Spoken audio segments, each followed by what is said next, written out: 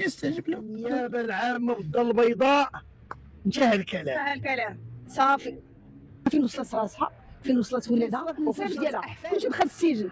عاد جايه السلاله الاخرى اللي من الاتجاه الاخر اللي هي تاهي في الطريق وتحطات شكايه عند وكيل العام. وحنا ان شاء الله الاستاذ الصف هذا فريق بوكريشه ومن معاه. ومن معاه فحتى هو دوك راه مسطره جاريه ان شاء الله. هما راه من معاه الاستاذ، راه شي تيجي لشي انسان ماشي قلت لك سلاله راه شوف امبراطوريه زعما كارثه هادشي.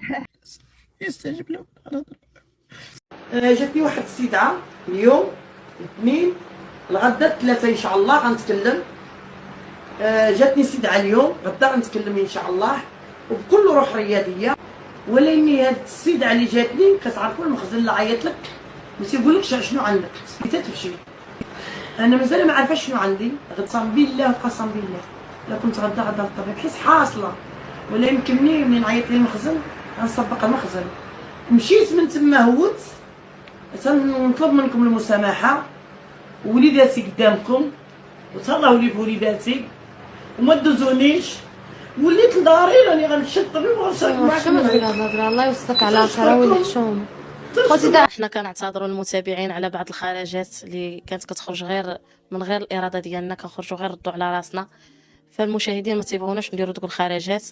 اما بالنسبه لي انا كنفسي عندي محتوى، والمتابعين يدخلوا لقناتي ويشوفوا المحتوى ديالي. من نهار بديت حتى لدابا كنقدم يومياتي في الباديه، كنضحك تنبارطاجي شغلي اللي عندي في يدي على قد الحال. الناس كيبغيوني كيتبعوني، الله يتبعهم الخير. ما كتقبلوش ان قنوات كيخدموا بيك وباش يخدموا بيك بالسب بالقذف بالضرب في الاعراض كيديروك محتوى.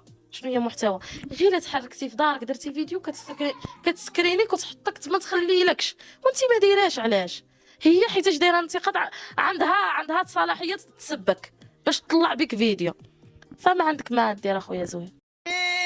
تكويت اولادي تكويت وامي يبتي ولك يا امي يبتي ورا قلبي حنينه احبابي احبابي ورا قلبي حنينه احبابي احبابي